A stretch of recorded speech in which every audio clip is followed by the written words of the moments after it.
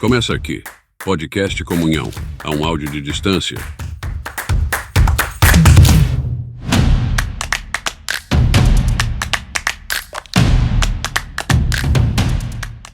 Episódio de hoje: Testemunhas do Inocente Jesus. Olá, amigos ouvintes. Bem-vindos a mais um episódio do Podcast Comunhão. Eu sou Cláudio e estou aqui com a Rose e o João Cruz para um papo que promete mexer com a gente. Rose, você está pronta para essa jornada? Com certeza, Cláudio. Estou ansiosa para explorarmos esse tema tão profundo. Antes de darmos início, lembrando que o Podcast Comunhão é um oferecimento Resgate Editora, Colheita Brasil e Programa Comunhão. Este é um podcast exclusivo para o aplicativo da Igreja de Cristo.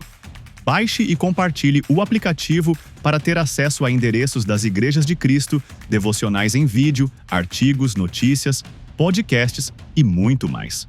Que ministério legal esse, hein, Cláudio? Eu faço parte do Colheita Brasil e estou sempre participando do programa Comunhão a uma tela de distância. João, você pode nos dar um gostinho do que vamos abordar hoje? Claro, Rose e Cláudio. Hoje vamos mergulhar na história da crucificação de Jesus, mas com um olhar especial para as testemunhas desse evento crucial. Vamos explorar como diferentes personagens reagiram diante do inocente Jesus e o que podemos aprender com suas atitudes. Uau, isso promete! Mas antes de entrarmos no assunto, tenho uma pergunta que não quer calar. João, se você pudesse ser uma das testemunhas da crucificação, quem você seria? Bom, Cláudio, essa é uma pergunta interessante, mas acho que o mais importante não é quem eu seria, mas sim o que faríamos diante da verdade que Jesus representava. Afinal de contas, eu sou uma testemunha da inocência de Jesus. Mas vamos explorar isso ao longo do nosso papo. Excelente colocação, João. Então, por onde começamos essa jornada? Vamos começar com Judas Iscariotes, o traidor. Ele é um personagem complexo que nos faz refletir sobre nossas próprias fraquezas. Ah, o Judas! Aquele que trocou Jesus por umas moedinhas, não é? Mas, João, você acha que ele sabia realmente o que estava fazendo? É uma boa pergunta, Cláudio.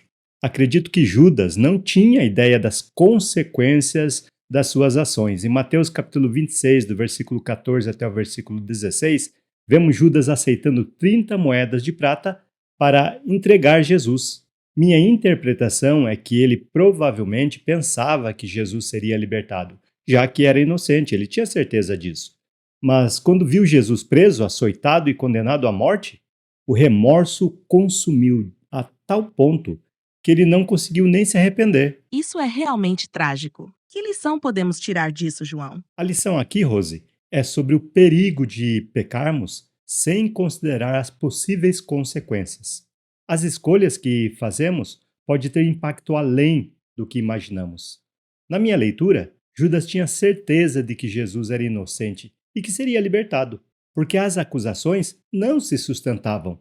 Seria uma noite na cadeia, no máximo, depois ele voltaria a pregar, curar, multiplicar e vida que segue.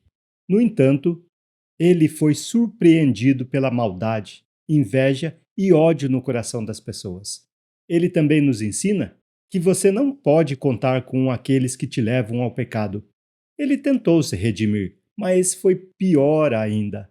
E as palavras que ouviu daqueles religiosos que o pagaram dizendo: "Eu pequei, pois traí um homem inocente." Eles, porém, lhe disseram: "Nós não temos nada com isso. Isso é problema seu." Mateus capítulo 27, versículo 4. Todo pecado é traição contra Jesus. Mas cuidado para não sentir só remorso. E foi isso que consumiu Judas. Caramba, isso é pesado. Mas e quanto a Pilatos? Ele também não estava numa situação complicada? Sim, Cláudio, Pilatos e sua esposa são outro exemplo interessante. Pilatos representa aqueles que cedem a pressões, mesmo sabendo o que é certo. Em Mateus capítulo 27, versículo 19, vemos que a esposa de Pilatos teve um sonho e alertou seu marido sobre a inocência de Jesus. E mesmo assim, Pilatos não fez nada? Exatamente, Rose. Pilatos optou pelo caminho mais fácil, lavar as mãos. Isso nos mostra como muitas vezes sabemos o que é certo, mas hesitamos em agir por medo das consequências. E Pedro, Também não traiu Jesus negando ele por 3 vezes até o galo cantar. Verdade. Pedro, assim como Judas, é um traidor. Tanto ele quanto Judas andaram com Jesus todo aquele tempo e na reta final decepcionaram. Qual a diferença entre Pedro e Judas? Por que Pedro teve o direito de continuar enquanto Judas não? Então, Cláudio e Rose, Judas foi tomado pelo seu próprio remorso. Remorso é um sentimento de culpa guiado pelo irracional. Isso não é arrependimento. Arrependimento não é uma simples emoção, mas uma decisão guiada pela razão, na qual reconhecemos que há uma luz no final do túnel. No caso de Judas, ele sequer deu tempo a si mesmo para se perdoar e depois receber o perdão de Deus. Em vez disso, acabou tirando a própria vida. Ele compreendeu que havia pecado, mas não contava com a astúcia de Satanás, que foi quem plantou a traição e depois o remorso em seu coração. Já Pedro era um dos 3 amigos mais íntimos de Jesus. Mesmo tendo negado Jesus 3 vezes, ao ouvir o galo cantar, lembrou das palavras de Jesus, que havia predito que aconteceria. De onde Pedro estava, Pedro conseguia ver Jesus. Quando olhou para ele, percebeu que Jesus também estava olhando diretamente para os seus olhos. Assim como Judas, Pedro saiu correndo. Porém, enquanto Judas saiu para se enforcar, Pedro saiu para chorar amargamente. Em Atos, Judas foi substituído por Matias. E Pedro tornou-se porta-voz da mensagem do Evangelho, demonstrando arrependimento e experimentando o perdão de Deus. Falando em consequências, e aquele ladrão que estava na cruz ao lado de Jesus, ele parece ter se dado bem no final, não é? Bom ponto, Cláudio. O ladrão na cruz é um exemplo poderoso de arrependimento e salvação. Em Lucas capítulo 23, versículo 42, ele reconhece a inocência de Jesus e pede misericórdia. A resposta de Jesus, prometendo-lhe o paraíso, é uma mensagem de esperança para todos nós. Isso é realmente inspirador. Mas, João, o que podemos aprender com essa história para os dias de hoje? Rose, a mensagem para nós é que hoje é o dia. O caso do ladrão na cruz foi o único e o último também, apesar de também ser uma mensagem de esperança para nós. Hoje, o caso dele não é mais possível, pois eles estavam sob o Velho Testamento e lá Jesus tinha a autoridade de perdoar como ele quisesse. Hoje as regras é de um Novo Testamento. Não devemos esperar até o último momento. A misericórdia de Deus está disponível agora, através da obediência ao Evangelho e da confiança em Cristo. Mas se uma pessoa no leito de morte ouvir o evangelho e quer o perdão, ela pode ser salva? Olha, eu não posso ser mais misericordioso do que Deus. Ele nos deu seu Filho único na cruz para que possamos morrer com ele, ser sepultados, deixar lá os nossos pecados e ressuscitar com ele. Isso é o Evangelho e o mandamento. Se uma pessoa se arrepende e até confessa Jesus como Senhor, mas não tem oportunidade de obedecer ao Evangelho, ela ainda não cumpriu a justiça de Deus. Será que Deus só lhe deu aquela chance? Deus está dando a chance agora, hoje. Uau, João! Eu realmente não esperava ouvir isso. Você poderia compartilhar algum exemplo? A história do rico e Lázaro ilustra alguém que não aproveitou nenhuma das chances dadas pela misericórdia de Deus. O rico pede a Deus que Lázaro ressuscite para enviar uma mensagem aos seus irmãos, que ainda estavam vivos na terra e cometendo os mesmos erros que ele tinha cometido. Caso não se arrependessem, estariam condenados como ele. Deus, porém, respondeu que, se eles não ouvem o que diz a palavra, nem alguém ressuscitando dos mortos os convenceria. É exatamente o que acontece hoje. Se as pessoas não querem ouvir o que diz o Novo Testamento, a ressurreição de Jesus não significa nada para elas. Estamos sob o Novo Testamento e este é o mandamento: ouvir o Evangelho, ter fé, arrepender-se, confessar, batizar e perseverar para alcançar a salvação. No leito de morte, sem obediência ao Evangelho, não há salvação. E eu não estou julgando, são fatos que a Bíblia mesma dá. Convido todos os ouvintes do podcast Comunhão a escutarem o episódio 8 para entender melhor este ponto. Falando em confiança, o que me diz daquele centurião romano? Ele parecia bem convencido no final, não? Exatamente. Ele é o exemplo clássico de um encontro com Jesus. Não importam as circunstâncias. Ele já tinha visto centenas de crucificações, mas nunca tinha visto um crucificado como Jesus. O centurião romano é um exemplo fascinante. Em Marcos capítulo 15, versículo 39, ele declara: verdadeiramente, este homem era o Filho de Deus. Isso nos mostra que a verdade de Jesus pode tocar a todos, independentemente das suas origens ou crenças prévias.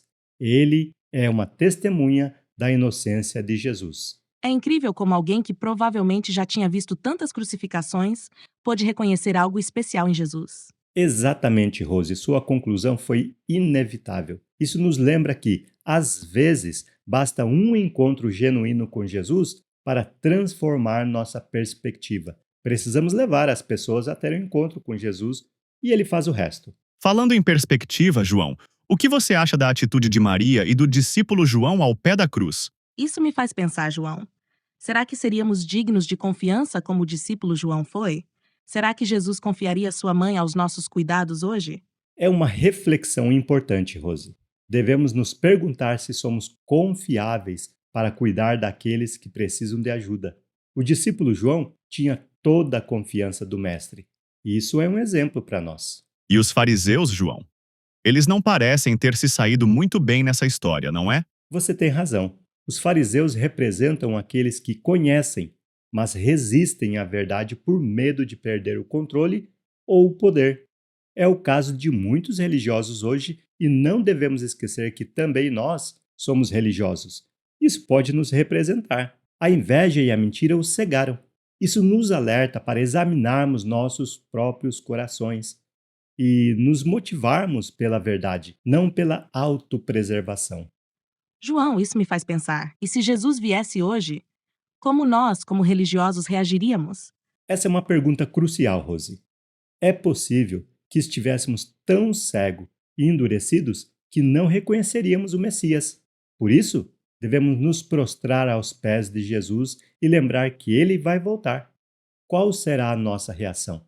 Se nós vivemos uma vida de santidade que convida Jesus para voltar, não temeremos. Mas se não, tememos sua volta. E sua volta pode acontecer só para você hoje, quando ele te chamar para a sua jornada final. Uau, isso foi fundo no meu ouvido. Mas e quanto a nós, as pessoas comuns? Qual é o nosso papel nessa história? Cláudio, todos nós somos os beneficiários do sacrifício de Jesus, como Paulo escreveu lá em Romanos capítulo 3, versículo 23. Todos pecaram, estão destituídos da glória de Deus.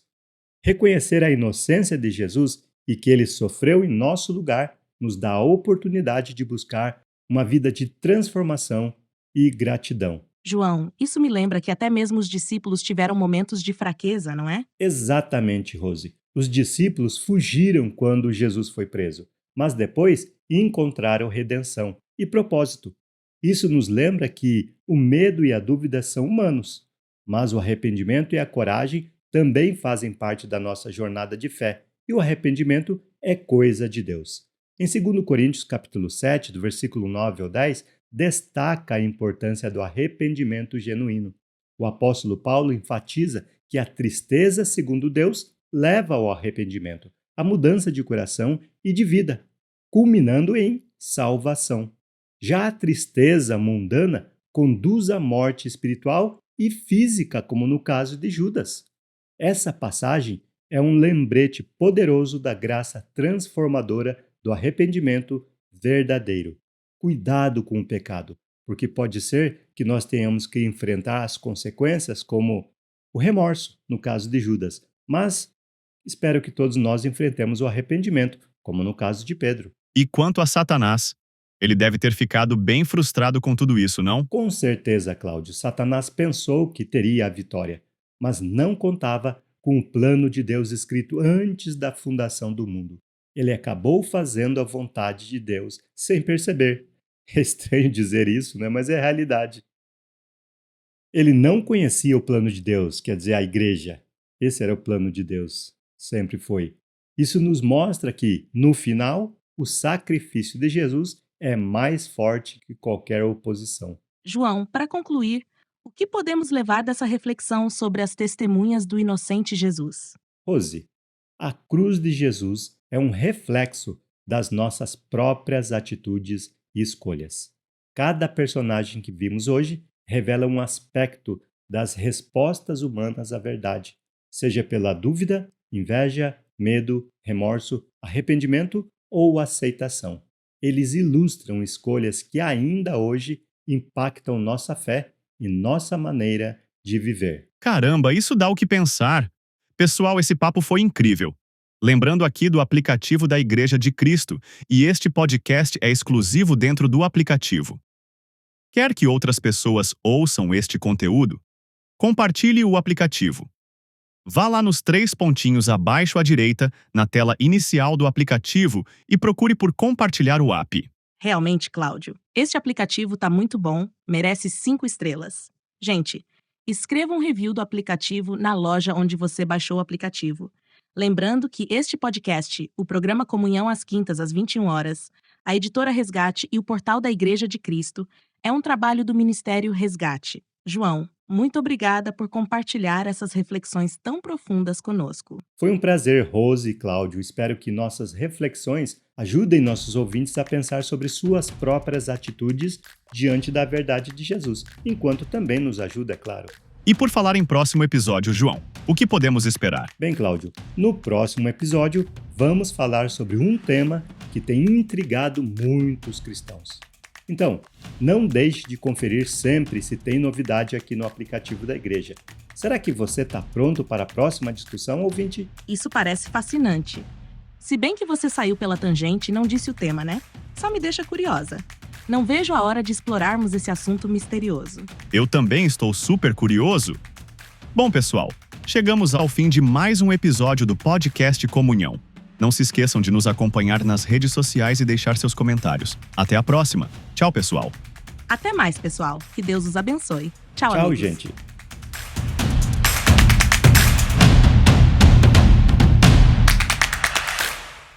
Você acabou de ouvir Podcast Comunhão, a um áudio de distância.